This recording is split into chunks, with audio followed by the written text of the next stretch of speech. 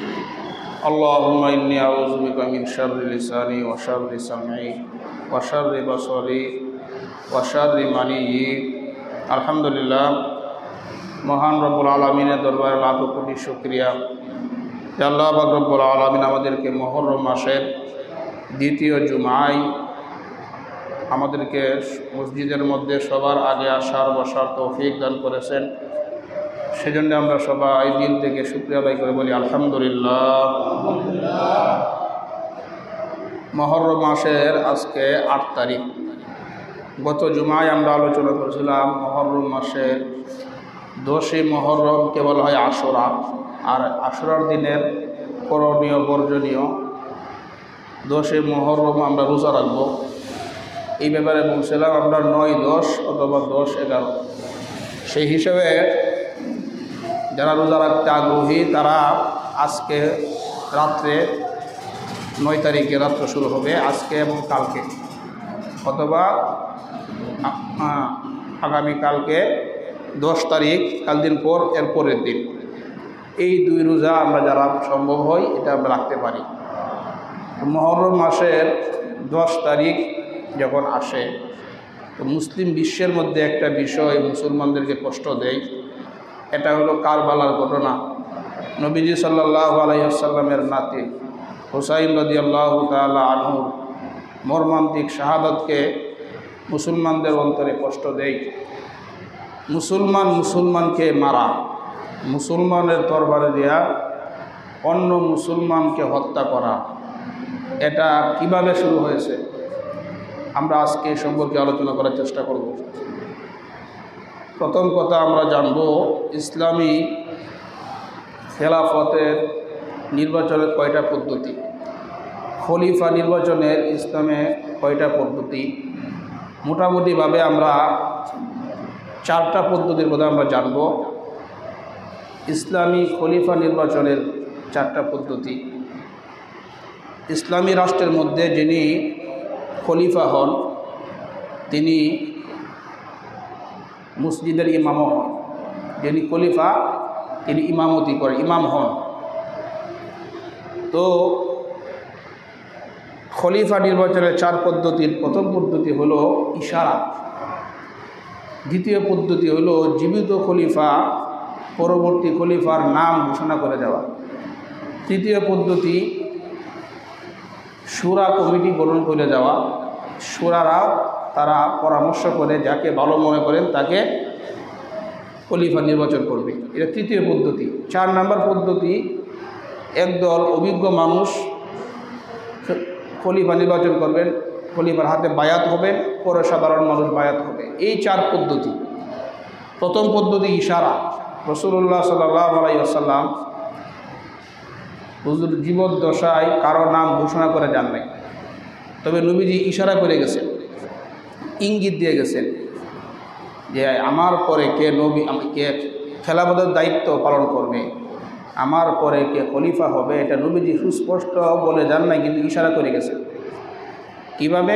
নবীজি সাল্লাল্লাহু আলাইহি ওয়াসাল্লাম যখন অসুস্থ হলেন, অসুস্থ হয়ে যাওয়ার পরে নামাজের সময় সাহাবায়ে কেরাম অপেক্ষা করতেছেন, নবীজি আসতেছেন না।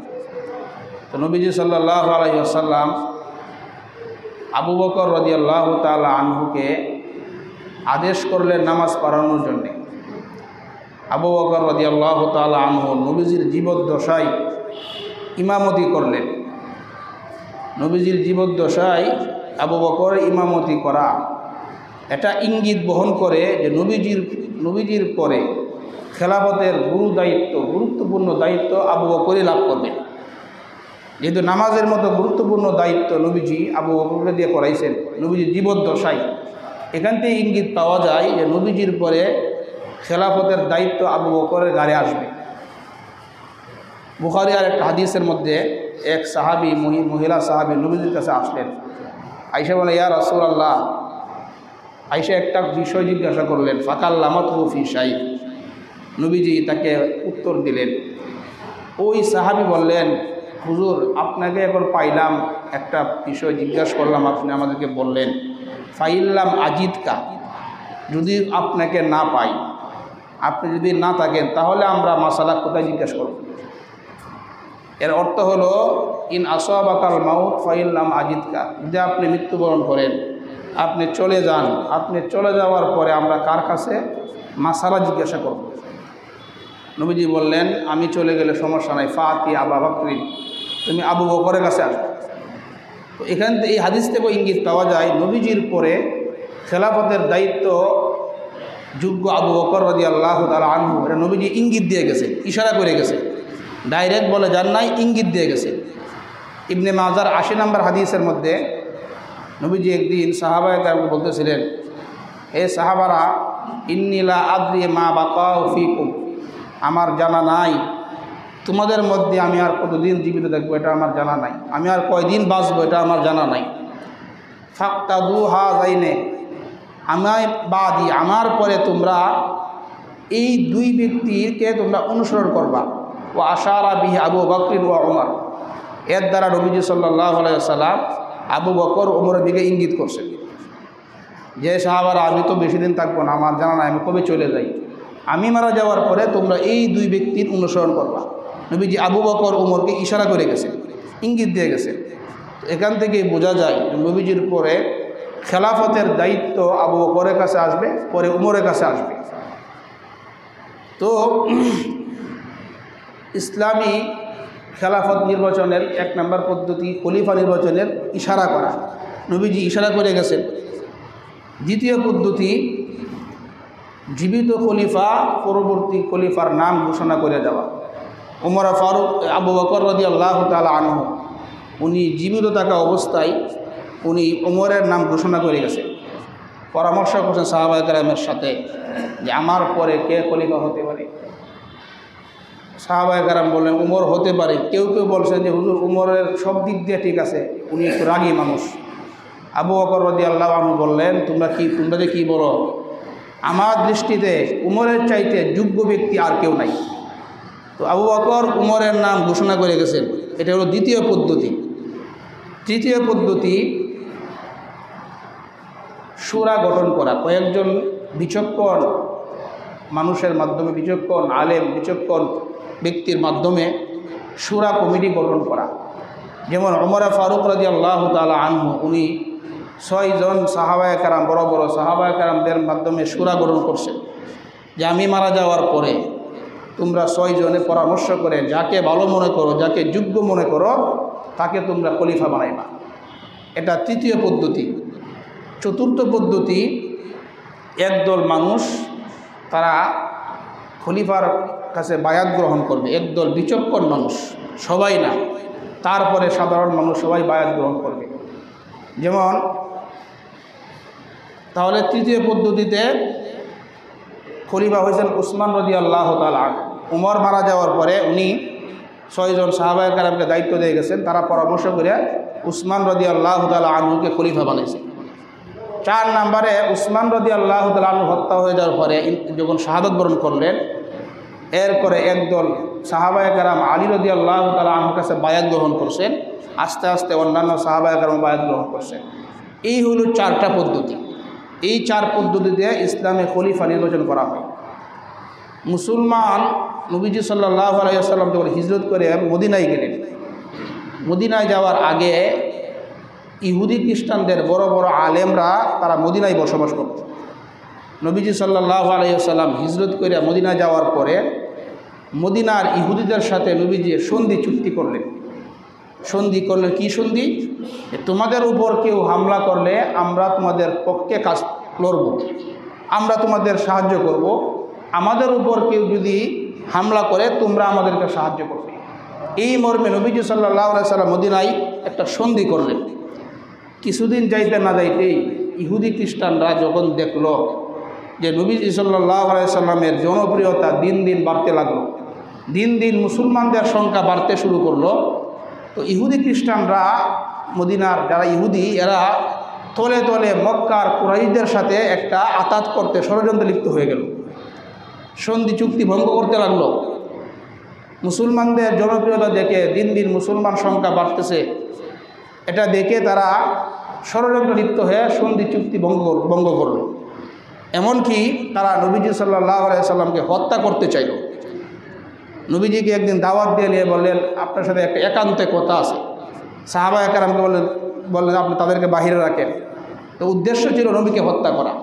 নবীজি একান্তে ভিতরে গেলেন, যাওয়ার পরে তারা ষড়যন্ত্র করলো নবীকে হত্যা করার জন্যে।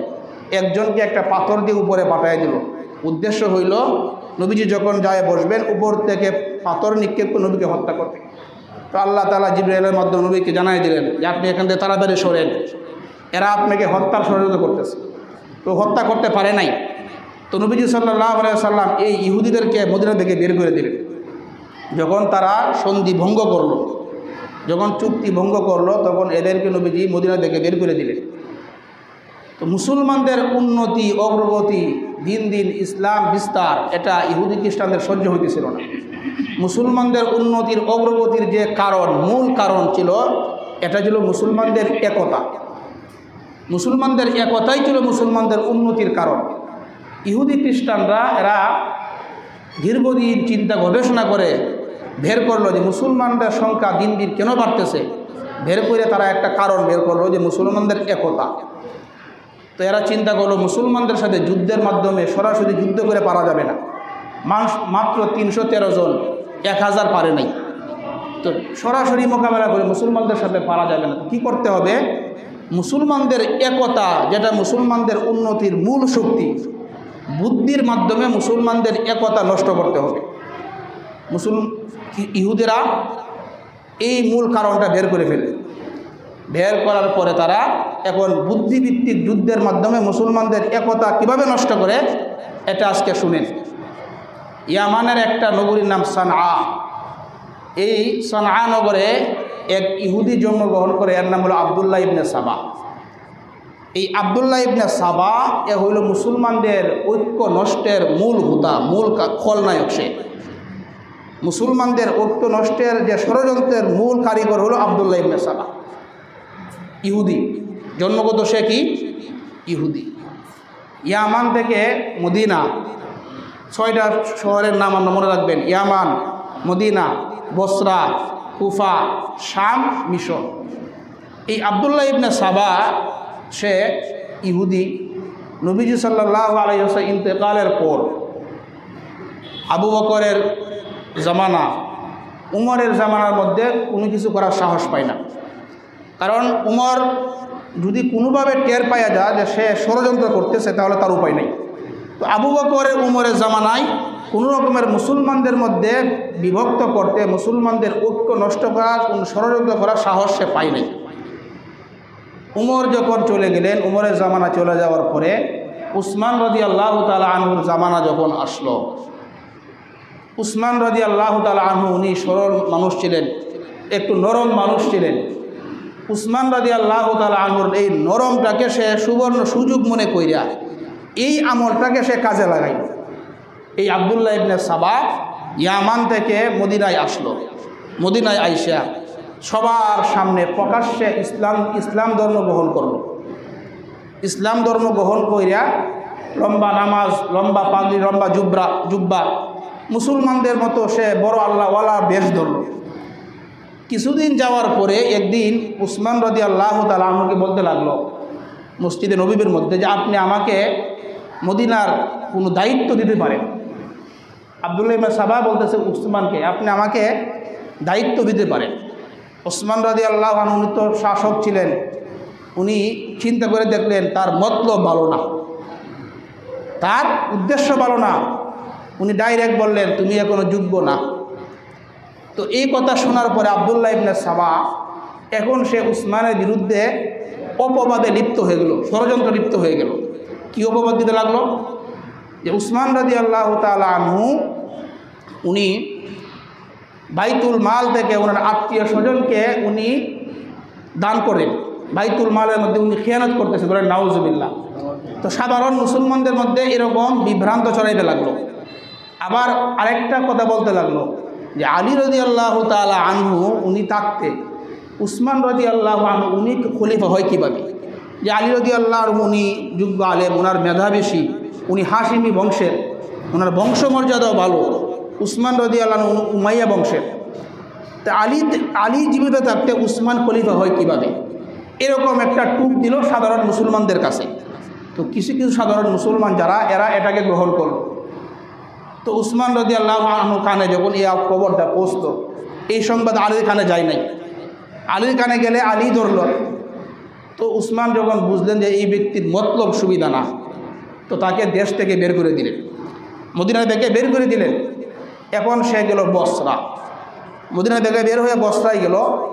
বসরায় যাওয়ার পরে এখানেও সেই রকম উসমানের বিরুদ্ধে কয়েকটা বিষয়ে অপবাদ দিতে লাগলো, যে উসমান স্বজনপ্রীতি করে, আত্মীয় স্বজনদেরকে বাইতুল মাল থেকে টাকা পয়সা দান করে। উসমান অল্প বয়স্ক সাহাবীদেরকে রাষ্ট্রের বিভিন্ন দায়িত্ব দিয়ে দেয়। উসমান উনি মারওয়ান ইবনে হাকামকে মদিনায় ঢুকতে দিয়েছেন। এই জাতীয় 3-4টা বিষয় সে ভিতরে ভিতরে সাধারণ মুসলমানদের মধ্যে বলতে লাগলো এবং তার দল বড় করতে লাগলো। তো বসরার শাসক যিনি, গভর্নর যিনি ছিলেন, উনিও তার ষড়যন্ত্র বুঝতে পেরে তাকে বসরা থেকে বের করে দিলেন। এখান থেকে যাওয়ার পরে সে গেল কুফা। কুফায় যায়া ওইখানে সে এরকম ষড়যন্ত্র করতে লাগলো। কুফা থেকে গেল আপনার শাম। তো শামের তখন গভর্নর ছিলেন আমিরে মুআবিয়া রাদিয়াল্লাহু তাআলা আনহু। তো মুআবিয়া রাদিয়াল্লাহু তাআলা আনহু উনি বিচক্ষণ ছিলেন। তো মুআবিয়ার বিচক্ষণতার ভয়ে সে কিছু বলতে সাহস পায় না। একদিন সে নবীর সাহাবা আবু দারদা রাদিয়াল্লাহু তাআলা আনহুকে বললেন যে আলী রাদিয়াল্লাহু তাআলা আনহু জীবিত থাকা অবস্থায় উসমান খলিফা হয় কীভাবে? নবীর সাহাবা আবু দারদা বললেন, তোমার কথার মধ্যে ইহুদিদের গান পাওয়া যাইতেছে, তোমার মতলব বলো, তুমি এই কথা কেন বললা? এই কথা শুনে সে চুপ হয়ে গেল, কিছু বলে না। আরও কিছুদিন যাওয়ার পরে নবীর আরেকজন সাহাবা উবাদা ইবনে সামিত রাদিয়াল্লাহু তাআলা আনহু তার কাছে এই কথা বললেন যে আলী রাদিয়াল্লাহু আনহু জীবিত থাকা অবস্থায় উসমান খলিফা হয় কীভাবে? তো উবাদা ইবনে সামিত কোনো কথা না বলে ডাইরেক্ট তার হাত ধইরা মুআবিয়ার দরবারে নিয়ে গেলেন। মুআবিয়া রাদিয়াল্লাহু তাআলা আনহু তার কথাবার্তা শুনে তাকে শাম থেকেও বের করে দিলেন যে তোমার মতলব সুবিধা না। ইতিমধ্যে সে কিন্তু তার দল অনেকটা বড় করে ফেলছে, সাধারণ মুসলমানদেরকে নিয়ে সে আস্তে আস্তে তার দল বড় করে ফেলছে। তো সে এখান থেকে চলে গেল মিশর। তো মিশরে আগে থেকেই উসমান রাদিয়াল্লাহু তাআলা আনহুর বিরোধী কিছু মানুষ ছিল। এই মুহররম মাসে যতগুলা বেদাত, যতগুলা কাজ, এগুলা মিশর থেকে চালু হয়েছে। তো মিশরে যায় সে আরও ভালোভাবে উসমানের বিরুদ্ধে অপপ্রচার চালাতে শুরু করলো। তো মোটামুটিভাবে সে মিশর, বসরা, কুফা এই 3 অঞ্চল থেকে সে মোটামুটি সফল। এই 3 অঞ্চলের মধ্যে সে তার কিছু সাথী, কিছু দল, তার দলে কিছু মানুষ সে যোগ করলো। তো এই 3 অঞ্চলের মধ্যে তাদের মধ্যে একটা যোগাযোগের মাধ্যমে এই 3 দলকে একত্র কইরা সে আবার রওনা হয়ে গেল মদিনার উদ্দেশ্যে। প্রথমে ছিল সে একা, ইয়ামান থেকে একা আসার পরে সে এই বসরা, কুফা এবং মিশরের থেকে মানুষদেরকে নিয়ে, তার দলের লোকদেরকে নিয়ে সে মদিনায় গেল। মদিনায় যায়া সে এইগুলা বলতে লাগলো যে উসমান স্বজনপ্রীতি করে, উসমান বাইতুল মালে খেয়ানত করছে। তো এইগুলা শোনার পরে উসমান রাদিয়াল্লাহু তাআলা আনহু তাকে ডাকলেন, রাজদরবারে ডাকলেন। খলিফার দরবারে ডাকার পরে সে তার দল বল নিয়ে সে আসলো। আসার পরে বললেন, তুমি এগুলা কেন বলতেছো? বলো তোমার কি কি প্রশ্ন? বলো আপনি 1 নম্বরে আপনি স্বজনপ্রীতি করছেন, আপনি বাইতুল মাল থেকে আপনার আত্মীয় স্বজনকে আপনি দান করতেছেন। উসমান রাদিয়াল্লাহু বললেন, শুনো, দেখো আল্লাহ তাআলা আমাকে এত মাল দিয়েছেন, আমি আত্মীয় স্বজনকে দিব দূরের কথা, এখন পর্যন্ত আমি আমার ভাতাই গ্রহণ করি নাই। আমি যে শাসক, আমি আমার বেতনই আমি নেই নাই। 2 নম্বর, আপনি অল্প বয়স্ক সাহাবীদেরকে আপনি বিভিন্ন দায়িত্ব দিয়েছেন। উনি বললেন, শুনো, অল্প বয়স্ক সাহাবারা যদি যোগ্য হয় তাহলে তাদেরকে দায়িত্ব দেওয়া এটা তো নবীজি সাল্লাল্লাহু আলাইহি ওয়াসাল্লাম দিয়ে গেছেন। নবীজি যায়েদ ইবনে উসামাকে দিয়া বড় বড় সাহাবায়ে কেরামদেরকে তার অধীনে বিভিন্ন যুদ্ধে পাঠাইছেন, এটার প্রমাণ আছে। 3 নম্বর, আপনি মারওয়ান ইবনে হাকামকে মদিনায় কেন ঢুকতে দিলেন? উসমান বললেন, মারওয়ান ইবনে হাকাম একজন মুসলমান, আর মুসলমানকে মদিনায় ঢুকতে নবীজি দিয়ে গেছেন, এটা কোনো প্রশ্নই হইতে পারে না। 4 নম্বর আপত্তি, কি আপত্তি? যে আপনি আবদুল্লাহ ইবনে সাদ, যে আফ্রিকার বিজেতা, যে আফ্রিকা বিজয় করছে, আপনি আবদুল্লাহ ইবনে সাদকে এত বিশাল পুরস্কার দেওয়ার আপনি ঠিক করেন নাই। উসমান বলেন, এটা কি বেশি হয়ে গেছে? হ্যাঁ, বেশি হয়ে গেছে। ঠিক আছে, আমি পুরস্কার ফিরাই আনলাম, তবুও তুমি ফিতনা সৃষ্টি করো না। উসমান রাদিয়াল্লাহু আনহু উনি ফিতনা পছন্দ করতেন না। তো এরপরেও সে আবার আরেকটা ষড়যন্ত্র শুরু করলো। কী করলো? এখন তারা আলী রাদিয়াল্লাহু আনহু, জুবায়ের রাদিয়াল্লাহু আনহু এবং তালহা রাদিয়াল্লাহু তাআলা আনহু, এই তিনজন বড় বড় সাহাবায়ে কেরাম তাদের কাছে গেলেন। আলীকে যায় বললেন যে আপনার মতো ব্যক্তি থাকা অবস্থায় উসমান কীভাবে খলিফা হয়? মানে ষড়যন্ত্র করা বলতে লাগলো। আলী রাদিয়াল্লাহু আনহু তার কথায় কান দিলেন না, বলে তোমাদের উদ্দেশ্য ভালো না। তো এরপর কি করলো? আরেকটা তার বুদ্ধি করলো। কি বুদ্ধি করলো? এই আব্দুল্লাহ ইবনে সাবা তার দল বলকে নিয়ে আসে একটা চিঠি লিখলো। কি চিঠি লিখলো?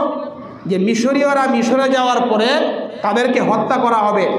নিচে লেখলেন আমিরুল মুমিনিন, মানে উসমান রাদিয়াল্লাহু আনহুর নামে লেখলো যে মিশরীয়রা মিশরে যাওয়ার পরে তাদেরকে হত্যা করা হবে। এই চিঠি কে লেখছে? আব্দুল্লাহ ইবনে সাবা নিজে লেখছে। তো এই চিঠি দেখাইলো আলীকে। আলী এই চিঠি দেখে চিন্তা করলেন যে এটা তো উসমানের চিঠি না। উনি মিশরীয়দেরকে আলাদা কইরা কুফা এবং বসরাবাসীদেরকে একত্র করে বললেন যে আমিরুল মুমিনিন উসমানের পক্ষ থেকে একটা চিঠি লেখা হয়েছে। কি লেখা হয়েছে? যে মিশরীয়রা মিশরে যাওয়ার পরে তাদেরকে হত্যা করা হবে। এটা কি তোমরা জানো? তো বসরা এবং কুফার সবাই বলো হ্যাঁ আমরা জানি। আলী বলো তোমরা কেমনে জানলা? তোমরা তো জানার কথা না। তো আলী বুঝলেন যে এটা তাদের বানানো একটা চিঠি, এটা উসমানের চিঠি না, এটা ষড়যন্ত্র। তো এখানেও তারা ব্যর্থ হয়ে গেল। ব্যর্থ হয়ে যাওয়ার পরে এখন তারা মদিনার মধ্যে অবস্থান করা অবস্থায় একদিন হঠাৎ কইরা উসমান রাদিয়াল্লাহু আনহু এই শুক্রবারে মিম্বরে বয়ান করতেছেন। এই আব্দুল্লাহ ইবনে সাবা, এই সাবাই সম্প্রদায় এবং তাদের দলবল একদিন হঠাৎ মসজিদের মধ্যে তারা বিদ্রোহী ঘোষণা করল। একটা হই হাল্লা শুরু করে দিল। উসমান রাদিয়াল্লাহু আনহু ভেঙে পড়লেন, মনটা খারাপ হয়ে গেল। এমনকি তারা উসমান রাদিয়াল্লাহু আনহুকে ওনার বাড়িকেও তারা ঘেরাও করলো, অবরোধ করলো। 22 দিন পর্যন্ত, কোনো বর্ণনায় 40 দিন পর্যন্ত উসমানের বাড়ি তারা ঘেরাও করলো। আলী রাদিয়াল্লাহু আনহু এই অবস্থা দেখিয়া উনি চিন্তা করলেন অবস্থা খুব খারাপ। উনি ওনার সন্তান হাসান হুসাইন এবং যুবক সাহাবায়ে কেরামদেরকে উসমানের প্রধান ফটক, প্রধান দরজা পাহারার জন্য যুবকদেরকে উনি পাঠাইলেন, তোমরা পাহারা দেও। 35 হিজরির 17 বা 18 জিলহজ, 35 হিজরির 18 জিলহজ এই সাবাই সম্প্রদায় উসমান রাদিয়াল্লাহু আনহু যে ঘরে বসবাস করতেন, পিছনের দেয়াল টপকায়া উসমান রাদিয়াল্লাহু আনহু ঘরে তারা প্রবেশ করলো। প্রবেশ করে দেখে উসমান রাদিয়াল্লাহু আনহু কোরআন তেলাওয়াত করতেছিলেন। কোরআন তেলাওয়াত অবস্থায় একজন পাপিষ্ট উসমানের পিছন দিক থেকে হামলা কইরা উসমানের দেহ থেকে মাথাকে আলাদা করে দিলেন। তো রক্ত যায় কোরআনের যে আয়াত তেলাওয়াত করতেছিলেন ওইখানে যায় পড়লো।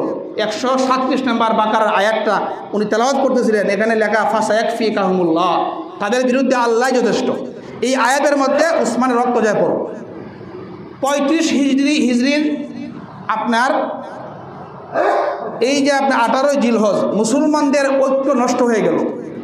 35 হিজরি 18 জিলহজ মুসলমানদের ঐক্য যে নষ্ট হয়ে গেল, এখনও পর্যন্ত মুসলমানদের ঐক্য আর ফিরে আসে নাই। উসমানের বিবি নাইলা উনি ফিরাইতে গেলেন, ওনার আঙ্গুল সহ হাতের কবজি কাটে গেল। উসমান রাদিয়াল্লাহু আনহু উনি শাহাদাত বরণ করার পরে মদিনার মধ্যে মুহূর্তেই সংবাদ ছড়ায় পড়ল। আম্মাদের আয়েশা সিদ্দিকা রাদিয়াল্লাহু আনহা উনি মক্কায় ছিলেন, হজ করতেছিলেন। উনি হজ কইরা ফিরতেছিলেন, এমন সময় ওনার কাছে সংবাদ পৌঁছল। এই দিক দিয়ে বিদ্রোহীরা এরা চিন্তা করলো এখন আওয়াজ উঠলো আবার এখন খলিফাকে হইতে পারে।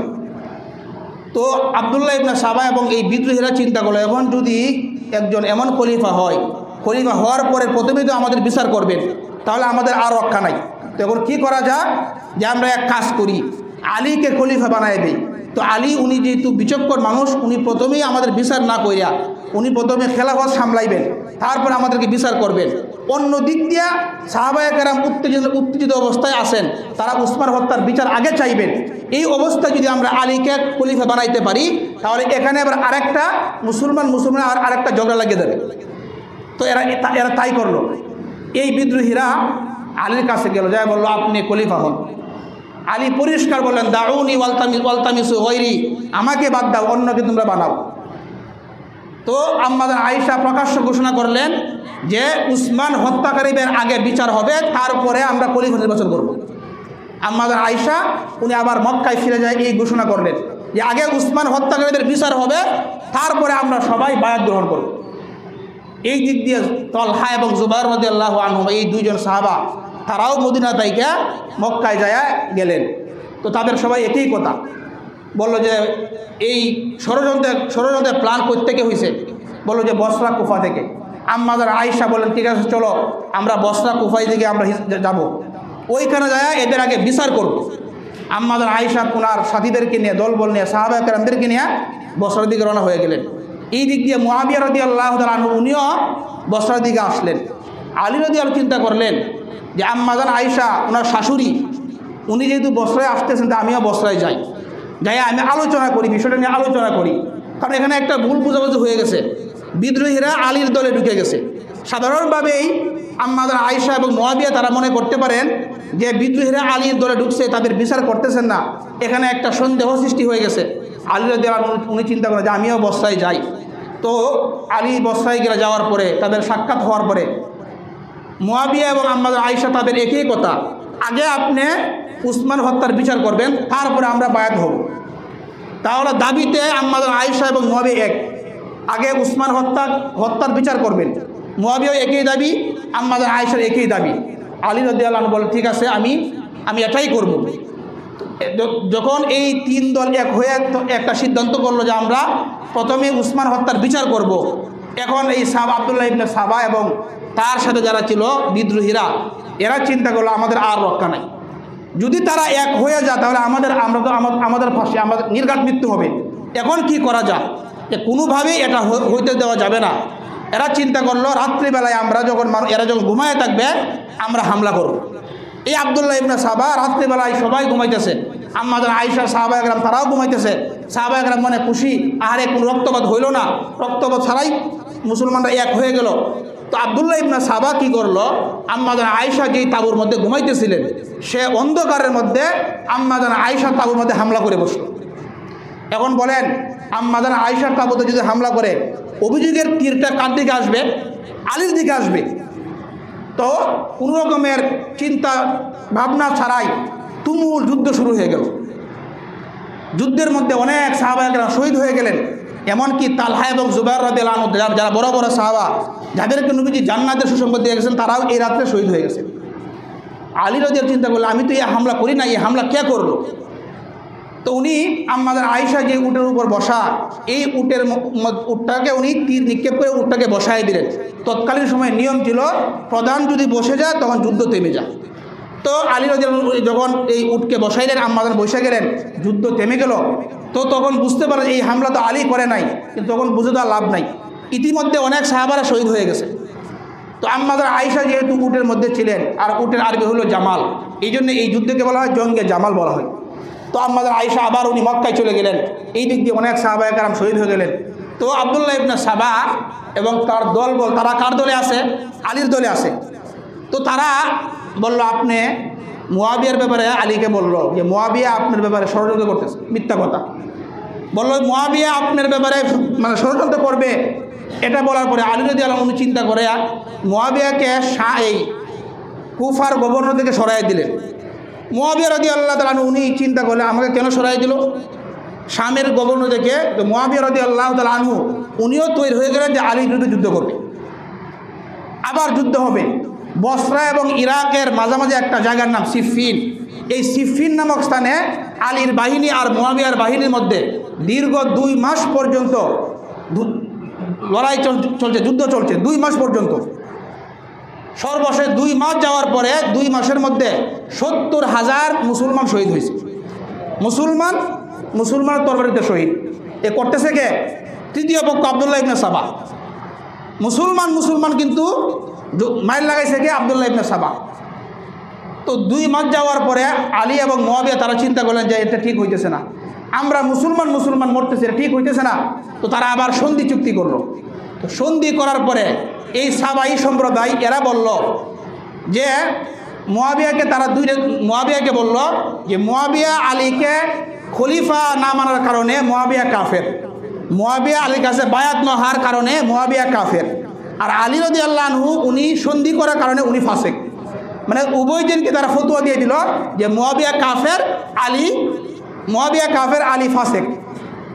তো এখান থেকে এই সাবাই সম্প্রদায়কে একদল সম্প্রদায় এরা বের হয়ে গেল, আলীর দল থেকে বের হয়ে গেল। এদেরকে বলা হয়, বের হওয়ার আরবি হলো মানে খারাজা খুরুজ, খুরুজ। এই বের হওয়ার আরবি হলো খুরুজ। যারা বের হয়ে গেছে এদেরকে বলা হয় খারিজি সম্প্রদায়। এই খারিজি সম্প্রদায় এরা আলীর বিরুদ্ধেও ফতোয়া দিল, আবার মুয়াবিয়াকে ফতোয়া দিল। তো আলী রাদিয়াল্লাহু আনহু এবং এই খারিজিদের ব্যাপারে মধ্যে একবার একটা যুদ্ধ হইল। যুদ্ধে এই খারিজিরা শোচনীয়ভাবে পরাজয় হইল। পরাজয় হওয়ার পরে এখন তারা আর একটা ষড়যন্ত্র করল। কি বলল? যে আমাদের শত্রু আলীও আমাদের শত্রু, মুয়াবিয়া আমাদের শত্রু। যারা আলীর পক্ষের এখন কি বলে? যে আলী আমাদের শত্রু, মুয়াবিয়া আমাদের শত্রু। তো কী করা যায়? তারা চিন্তা করলো যে আমরা আলীকে হত্যা করব, মুয়াবিয়াকে হত্যা করব। যারা মুসলমানদের নেতৃত্ব দিতেছে এরকম তিনজন বড় বড় সাহাবা একরাম, এক নম্বরে আলী এবং মুয়াবিয়া, 3 নম্বর হইল আমর ইবনুল আস। এই তিনজন মুসলমানদের বড় বড় মাথা। তো এই খারিজি সম্প্রদায় এরা চিন্তা করলো যদি মুসলমানদের নেতৃস্থানীয় মাথাগুলিকে হত্যা করা হয় তাহলে মুসলমানরা এমনিতে এরা দুর্বল হয়ে পড়বে। যেই কথা সেই কাজ। এই খারিজি সম্প্রদায় 40 হিজরির 15 রমজান তারা সিদ্ধান্ত করলো এক যুগে তারা হামলা করবে এই 3 ব্যক্তির উপর। 40 হিজরির 15 রমজান ফজরের সময় আলী রাদিয়াল্লাহু আনহু নামাজ পড়ার জন্য বের হয়ে আসলেন। আব্দুর রহমান ইবনে মুলজিম খারিজি সে আলীর উপরে হামলা করলো। হামলাটা এত কঠিন ছিল, এই হামলায় উনি মাত্র আর 2 দিন পরে উনি ইন্তিকাল করলেন, শাহাদাত বরণ করলেন। একই রাত্রে আমর ইবনুল আসের উপর হামলা করা হলো। আমর ইবনুল আস ওই দিন অসুস্থ থাকার কারণে উনি মসজিদে যান নাই, ওনার স্থলে আরেকজন গেছেন। ওই হামলায় ওই ব্যক্তি শহীদ হয়ে গেল। তৃতীয়জন মুয়াবিয়াকেও হামলা করলো, কিন্তু মুয়াবিয়ার হামলাটা লক্ষ্যভ্রষ্ট হয়ে গেছে, উনি বেঁচে গেলেন। তাহলে তাদের হামলায় 2 জন শহীদ, আলী এবং আমর ইবনুল আসের স্থানে আরেকজন শহীদ, আর মুয়াবিয়া শহীদ হন নাই। তো আলী রাদিয়াল্লাহু আনহু ওনার ইন্তেকালের পরে এখন খেলাফতের দায়িত্ব আসলো হাসান রাদিয়াল্লাহু আনহুর উপর, আলীর ছেলে হাসানের উপর। আর হাসানের ব্যাপারে নবীজি ভবিষ্যৎবাণী করে গেছিলেন যে আমার এই নাতির মাধ্যমে আল্লাহ তাআলা এই উম্মতের বিশাল একটা ইখতিলাফ দূর করবেন। হাসান রাদিয়াল্লাহু আনহু উনি খেলাফতে বসার পরে 5 মাস বা 6 মাস কম বেশি হবে, এর মধ্যে উনি চিন্তা করলেন মুসলমানদের মধ্যে এই যে একটা অনৈক্য এটা কিভাবে দূর করা যায়। উনি স্বয়ং নিজে মুয়াবিয়ার কাছে গেলেন, যা বললেন চাচা এই যে মুসলমান মারামারি এটা কিভাবে বন্ধ করা যায়। আমি মনে করি আপনি যোগ্য, আমি আমার খেলাফতের দায়িত্ব আমি আপনাকে দিয়ে গেলাম। তো হাসান রাদিয়াল্লাহু আনহু উনি যখন খেলাফতের দায়িত্ব মুয়াবিয়াকে দিলেন, দেওয়ার পরে কিছুদিনের মধ্যে আবার মুসলমানদের মধ্যে আবার শান্তি ফিরে আসলো, মুসলিম বিশ্বে আবার শান্তি ফিরে আসলো। যখন হাসান রাদিয়াল্লাহু আনহু 49 বা 50 হিজরিতে আবার ইন্তেকাল করলেন, ইন্তেকাল করার পরে আবার ওই যে খারিজি এবং এই সাবাই সম্প্রদায় এরা হুসাইন রাদিয়াল্লাহু আনহুকে চিঠি দেওয়া শুরু করলো। কি চিঠি দিল? যে আপনার মতো আপনি হলেন নবীজির নাতি, আপনি জীবিত থাকা অবস্থায় মুয়াবিয়া কিভাবে খলিফা হয়। এই আগের কথা, যেই কথা উনার আব্বাকে বলছিলেন, যে আলীকে বলছে যে আলী আপনি থাকতে উসমান কেমনে খলিফা হয়, ঠিক একই ষড়যন্ত্র বলতেছে হুসাইনকে যে আপনি জীবিত থাকতে মুয়াবিয়া কেমনে খলিফা হয়। কুফা থেকে একের পর এক এরকম চিঠি যাইতে লাগলো। হুসাইন রাদিয়াল্লাহু আনহু বললেন তোমরা এই যে চিঠি বলবা না, মুয়াবিয়া উনি যোগ্য ব্যক্তি, তাদের কথায় উনি কান দেন নাই। 40 থেকে নিয়ে মুয়াবিয়া রাদিয়াল্লাহু আনহু 60 হিজরি পর্যন্ত প্রায় 20 বছর পর্যন্ত মুয়াবিয়া খেলাফতের দায়িত্ব পালন করছেন মুসলমানদের মধ্যে, এবং অনেক শান্তি ফিরে আসছে এবং অনেক অঞ্চল মুসলমানদের অধীনে আসছে। মুয়াবিয়া রাদিয়াল্লাহু আনহু যখন উনি অসুস্থ হয়ে গেলেন ইন্তেকালের আগে, উনি চিন্তা করলেন আমি মারা যাওয়ার পরে মুসলমানদের মধ্যে যাতে ফিতনা সৃষ্টি না হয়, যাতে মারামারি না লাগে, এখন কি করা যায়। উনি চিন্তা করলেন আমি জীবিত থাকা অবস্থায় আমি একজন খলিফার নাম ঘোষণা করে দেই। তো উনি পরামর্শ করে সাহাবায়ে কেরামের সাথে পরামর্শ করে উনি চিন্তা করলেন যে ওনার সন্তান ইয়াজিদ, তখনও ইয়াজিদের ব্যাপারে কোনো খারাপ কিছু প্রকাশ হয় নাই। যে উনি চিন্তা করলেন যে শাসন ক্ষমতা পরিচালনা করার যোগ্যতা ইয়াজিদের বেশি। যদিও তখন হুসাইন, আব্দুল্লাহ ইবনে জুবায়ের, আব্দুল্লাহ ইবনে উমর, আব্দুল্লাহ ইবনে আব্বাস এই সমস্ত বড় বড় সাহাবা তারা জীবিত ছিলেন। নিঃসন্দেহে আমলের তাকওয়া ফরহেজগারির দিক দিয়া ইয়াজিদের চাইতে এই সমস্ত সাহাবারা তারা যোগ্য ছিলেন। কিন্তু খেলাফতের দায়িত্ব, রাষ্ট্রীয় ক্ষমতা, রাষ্ট্র পরিচালনার ক্ষমতা, যোগ্যতা ইয়াজিদের বেশি ছিল। সেই হিসাবে এই মুয়াবিয়া ওনার সন্তানের নাম উনি ঘোষণা করে গেলেন। 60 হিজরির পরে উনি যখন মুয়াবিয়া ইন্তিকাল করলেন, ইয়াজিদ তখন বাহিরে ছিল। বাহির থেকে আইসা ওনার বাবার জানাজা সে পায় নাই। আইসাই সে প্রথমেই সে ঘোষণা করলো, বক্তৃতা দিল যে যাতে সবাই কেউ বায়াত হয়। তো ইয়াজিদকে মুয়াবিয়া কিছু উপদেশ দিয়েছিলেন। একটা উপদেশ এরকম ছিল যে নেতৃস্থানীয় সাহাবায়ে কেরাম তাদেরকে সম্মান করবা, তাদের উপর বাড়াবাড়ি তুমি করবা না। তো ইয়াজিদ শেখ খেলাফতের দায়িত্বে বসার পরেই বিভিন্ন তার গভর্নরকে সে চিঠি দেওয়া শুরু করলো যাতে সে বায়াত নেই, বায়াত গ্রহণ করে। তো ইয়াজিদ যখন বসলো, মসনদে বসার পরে কুফাবাসীরা এখন আবার আরেকটা চিঠি পাঠাইল। আবার এই হুসাইনকে বলল, আপনি হলো নবীর নাতি, আপনি যোগ্য, আপনি থাকা অবস্থায় কিভাবে ইয়াজিদ খলিফা হয়? আমরা কুফাবাসী 1 লক্ষ কুফাবাসী আমরা ইয়াজিদের কাছে বায়াত হব না, আপনি কুফায় আসেন, আমরা আপনার কাছে বায়াত হব। যেভাবে আলীকে আপনার চক্রান্ত করে কুফায় নিয়ে হত্যা করছে, এই সাবাই সম্প্রদায়ের উদ্দেশ্য হইল হুসাইনকে হত্যা করা। তো ইয়াজিদ এদিক দিয়ে মোটামুটি সবাই বায়াত হইতে লাগলো। আব্দুল্লাহ ইবনে জুবাইর, আব্দুল্লাহ ইবনে আব্বাস, বড় বড় সাহাবায়ে কেরাম, আব্দুল্লাহ ইবনে উমর, তারা বায়াত হন নাই। তো ইয়াজিদ চিন্তা করলো সবাই যদি বায়াত হয়, হুসাইন এই 4-5 জন বড় সাহাবা তারা যদি বায়াত না হয় তাহলে আমার খেলাফতের কোনো বেরু থাকবে না। তো সে কী করলো, মদিনার যে গভর্নর তার কাছে চিঠি পাঠাইল, তাদেরকে তুমি আমার দরবারে ডাইকে তাদেরকে বায়াত করো, যদি বায়াত না হয় প্রয়োজনে তাদেরকে তুমি কী করে গ্রেফতার করো। তাদেরকে ডাকলেন। তো এই সাহাবায়ে কেরাম তারা পরিষ্কার বললো যে আমরা বায়াত হব না। তো এই দিক দিয়ে মদিনার অবস্থা খুবই খারাপ দেখিয়া হুসাইন রাদিয়াল্লাহু আনহু চিন্তা করলেন যে আমি হিজরত করে মক্কায় চলে যাই। আব্দুল্লাহ ইবনে ওমর বললেন, সাবধান, আপনি মক্কায় যাবেন কিন্তু আপনি কুফায় যাবেন না, কারণ কুফাবাসী এরা গাদ্দার, এরা আপনার বাবার সাথেও গাদ্দারি করছে। আপনাকে এরা যে চিঠি প্রেরণ করতেছে আপনি আসেন, এরা 1 লক্ষ আপনার সাথে থাকবে, এটা মিথ্যা কথা, এরা আপনাকে হত্যা করে, আপনি ওইখানে যাবেন না। তো হুসাইন রাদিয়াল্লাহু আনহু বলেন, ঠিক আছে আমি আপাতত মক্কায় যাই, তারপরে আমি চিন্তা করি কী করা যায়। মক্কায় যাওয়ার পরে একের পর এক চিঠি আসতেই থাকলো কুফা থেকে, আপনি আসেন আমরা বায়াত হব। হুসাইন রাদিয়াল্লাহু আনহু চিন্তা করলো আমি একটা কাজ করি, আমি একজনকে পাঠাই, আমি কুফার অবস্থা আমি যাচাই করি। ওনার চাচাতো ভাই ওনাকে মুসলিম ইবনে আকিল রাদিয়াল্লাহু আনহু ওনাকে পাঠাইলেন যে তুমি কী করো, কুফার সংবাদটা আমাকে পাঠাইবা। মুসলিম ইবনে আকিল কুফায় যাওয়ার পরে 10 দিনের মধ্যে 18,000 কুফাবাসী ওনার হাতে বায়াত হয়েছেন।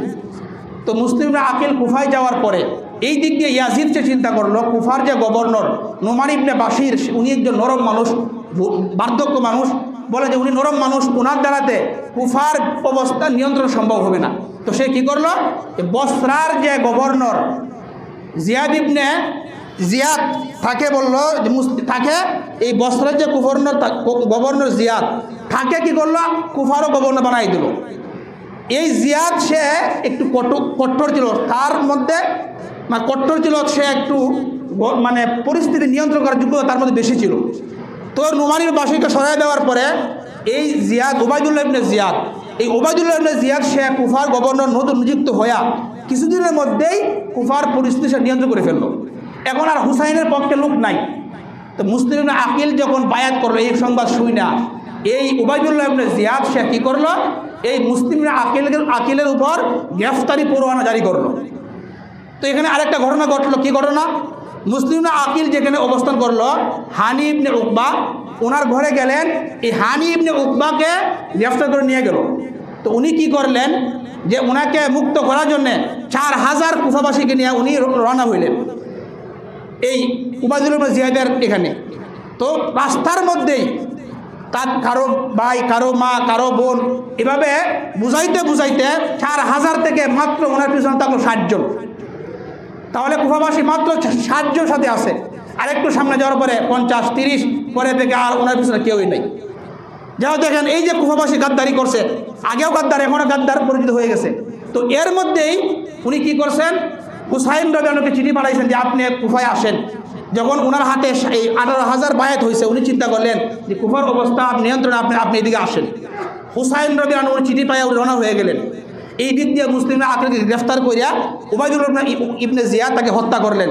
হুসাইন রাদিয়াল্লাহু আনহু যখন উনি আসলেন, হুসাইন রাদিয়াল্লাহু আনহুকে মোকাবেলা করার জন্যে এই সাদ ইবনে উমর ওনার নেতৃত্বে একটা কাফেলা উনি পাঠাইলেন যে হুসাইনকে তুমি কী করবে, গ্রেফতার করবা।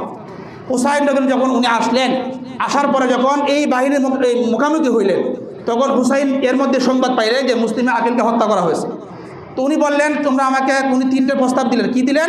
যে তোমরা আমাকে মক্কায় যাওয়ার অনুমতি দাও, আমি মক্কায় চলে যাই, অথবা আমাকে সরাসরি ইয়াজিদের কাছে পাঠাও, আমি তার সাথে আলোচনা, তার সাথে আমি কথা বইলা আমি তার কাছে বায়াত হয়ে যাই, অথবা আমাকে অন্য কোনো মুসলিম রাষ্ট্রে যাওয়ার অনুমতি দাও, আমি সাধারণ মুসলমানের মতো আমি জীবনযাপন করব।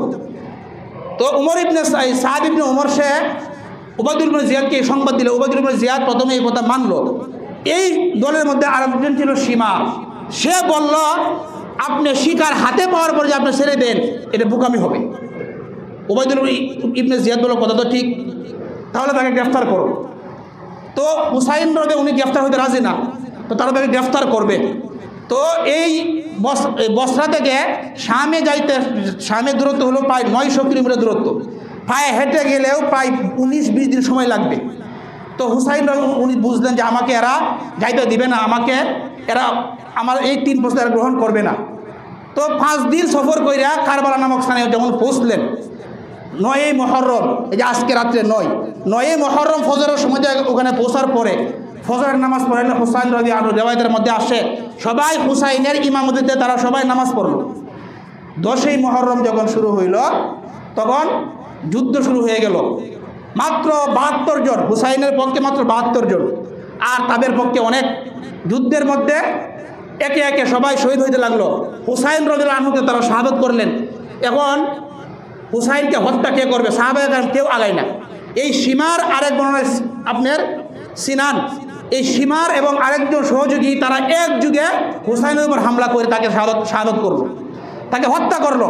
তাহলে দেখেন এই কারবালা ঘটনার মধ্যে আমরা যাকে দায়ী করতে পারি, 1 নম্বরে হইল ইয়াজিদ, কারণ সে হুকুম করছে গ্রেফতার করার জন্যে, এটা তার এই হুকুমটা তার ভুল ছিল। 2 নম্বরে উবাইদুল ইবনে জিয়াদ, 3 নম্বরে উমর ইবনে সাদ এবং সীমার, এই কয়েকদিন হইল কারবালা ঘটনার মূল। তাহলে মুসলমানদের ঐক্য নষ্ট করার জন্যে যে আব্দুল্লাহ ইবনে সাবা যে ষড়যন্ত্র করছেন, মুসলমানদের ঐক্য যখন থাকবে মুসলমানরা শক্তি পারবে। যখনই মুসলমানদের ঐক্য নষ্ট হয়ে যাবে তখন মুসলমানরা কী হবে? লাঞ্ছিত হবে। ওই যে ঐক্য নষ্ট করছে, এখনও পর্যন্ত মুসলমানদের ঐক্য আর ফিরে আসেনি। দেখবেন আমাদের সমাজের মধ্যেও মুসলমানদের ঐক্য নষ্ট করার জন্যে আমি আপনার মধ্যে দেখবেন কোনো শত্রুতা নাই, তৃতীয় আরেকজন পক্ষ এরা সবসময় চেষ্টা করবে মুসলমান কীভাবে মাইর লাগানো যায়। এটা হলো আব্দুল্লাহ ইবনে সাবা, এদের কালচার, এদের রীতি। এইভাবে মুসলমানদের খেলাফত ধ্বংস করে দিল। এখনও পর্যন্ত মুসলমানদের খেলাফত ফিরে আসে নাই। আল্লাহ পাক আমাদের সকলকেই আমরা যাতে মুসলমান এক থাকতে পারি, যাতে আমরা বিচ্ছিন্ন না হই, যাতে আমরা পৃথক না হই। আমরা যদি এক থাকতে পারি তাহলে আমাদের ক্ষমতা থাকবে। আর আমরা যখন পৃথক হয়ে যাব আমরা ধ্বংস হয়ে যাব। ইহুদি খ্রিস্টান এরা সফল হয়ে গেছে। সারা বিশ্বের মুসলমানরা আজকে সবাই বিচ্ছিন্ন, এক নাই। ইহুদি খ্রিস্টানরা ওই আব্দুল্লাহ ইবনে সাবার যে ষড়যন্ত্র, এখনও তারা এগুলাই করতেছে। এই জন্য আসেন আমরা সবাই আলাদা না হয় আমরা সবাই এক হয়ে যাই। আমরা ভিন্ন কেন, আমরা মুসলমান সবাই এক। এখনও পর্যন্ত আমাদের মধ্যে বিভক্তির কথা শোনা যায়। আমরা সবাই মুসলমান, এই দল এই দলকে দেখতে পারে না, মানে এক দল আর এক দলের সমালোচনা করে। এটা করছে ইহুদি খ্রিস্টানরা, এরকম আমরা করব না। এখন আসেন আমরা সবাই এক হইয়া ইনশাআল্লাহ আমরা চলবো। আল্লাহ আমাদেরকে তৌফিক দান করেন।